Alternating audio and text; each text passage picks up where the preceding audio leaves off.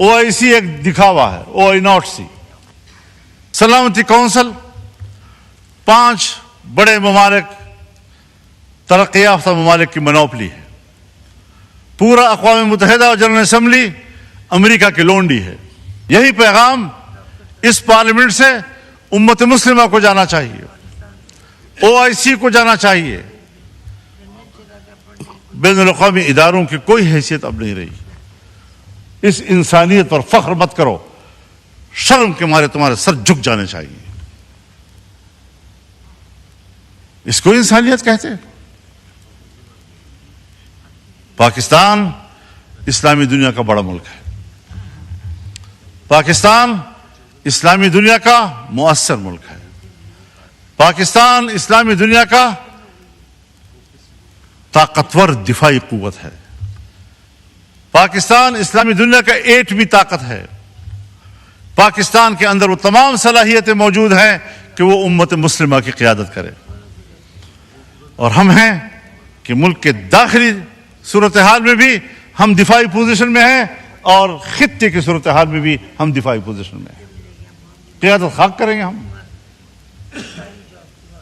یہی پیغام اس پارلیمنٹ سے امت مسلمہ کو جانا چاہیے, OIC کو جانا چاہیے. بین الاقوامی اداروں کی کوئی حیثیت اب نہیں رہی. OIC ایک دکھاوا ہے, OI0C.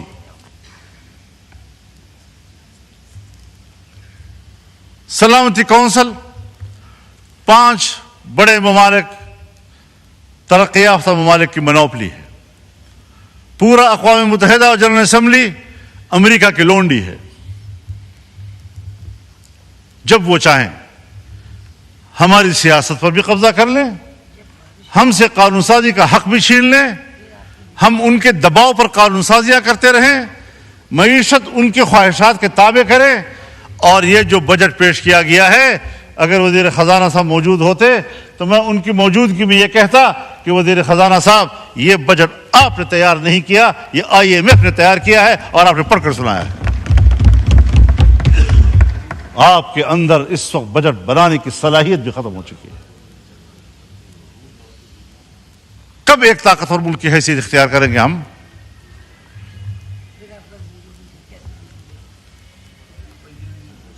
ایران اگر اسرائیل کو جواب دے رہا ہے تو ایران کے ہاتھ روکے جاتے ہیں. اگر پاکستان انڈیا کو جواب دیتا ہے تو پاکستان کے ہاتھ روکے جاتے ہیں. لیکن اگر وہ مسلمانوں کا قتل عام کر رہا ہے تو ان کو کھلی چھٹی دی جاتی ہے. ہندوستان کے مسلمان کا قتل عام ہوا اسی مودی کے ہاتھوں. یہ مسلم دشمن. اور میں ایک بات اور کہنا چاہتا ہوں دوستوں سے معذرت کے ساتھ, کہ اس کو پاک انڈیا جنگ نہ کہا جائے, یہ پاک مودی جنگ تھی. کیونکہ پاکستان متحد تھا اور ہندوستان کی حکومت کو ہندوستان میں کوئی تائید حاصل نہیں تھی. وہ اکیلے ہندوتوا کارڈ کھیل رہا تھا, اور ایک سرکار پاکستان پہ حملہ کر رہی تھی, اس کی اپوزیشن نے بھی ساتھ نہیں دیا, وہاں کی اقلیت نے بھی ساتھ نہیں دیا, وہاں کے سکھ نے بھی ساتھ نہیں دیا, وہاں کے مسلمان نے بھی ساتھ نہیں دیا. تو یہ صرف مودی کی جنگ تھی. تو جو اکیلے جنگ لڑے گا اور قوم ساتھ نہیں ہوگی تو یہ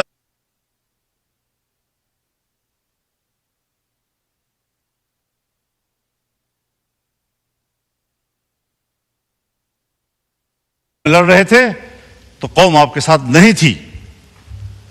تو نتیجہ کیا نکلا؟ آج آپ لڑے اور قوم آپ کے ساتھ تھی تو نتائج کیا سامنے آئے.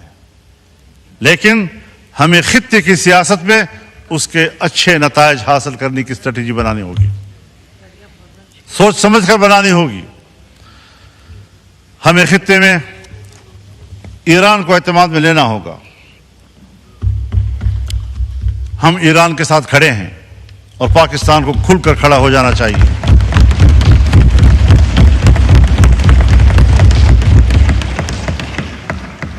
ہمیں کھل کر اہل غزہ کے ساتھ, فلسطینیوں کے ساتھ کھڑے ہو جانا چاہیے.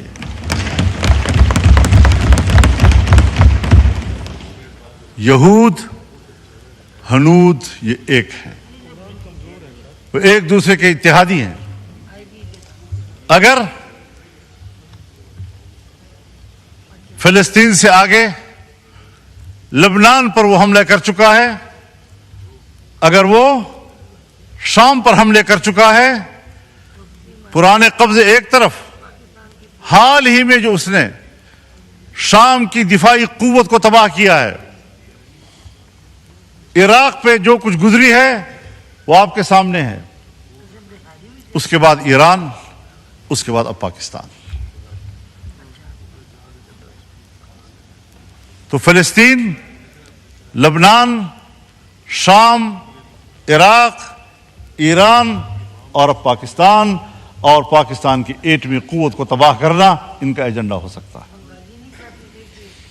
ادھر سے ہندوستان ہمارے لیے خطرہ ہے. ہم خطے کے ممالک کے ساتھ انگیج نہیں ہو رہے. ہمیں وہ پالیسی بھی بنانی ہوگی. ہمیں اپنے دوست ممالک ہم سے دور ہوتے جا رہے ہیں. وہ گرم جوشی نہیں رہی ہے جو کسی زمانے میں تھی اور آج ہونی چاہیے تھی. تو ایسی تمام تر صورتحال میں جناب اسپیکر، ہمیں غور کرنا ہوگا اپنی پالیسیوں کے اوپر. بجٹ میں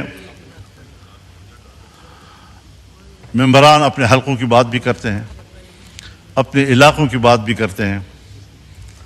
جناب وزیر اعظم نے ہمارے علاقوں میں جن منصوبوں کا خود افتتاح کیا تھا، آج اسی وزیر اعظم نے اپنے افتتاح کیے ہوئے منصوبوں کے فنڈز روک دیے ہیں.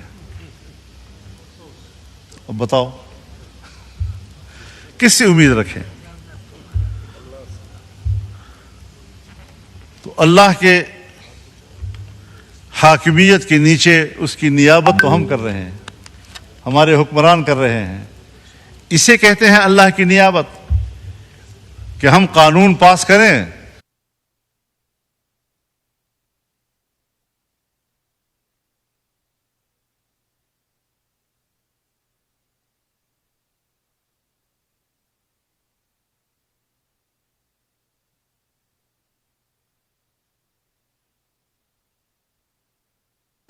اب جب میرے ملک کو چلانے والے لوگ، ان کی خودداری، ان کا اعتماد، اس کی حالت یہ ہے کہ اس پر فاتحہ پڑھا جائے، ختم ہو چکی ہے، یہ لوگ میرے ملک کو چلائیں گے؟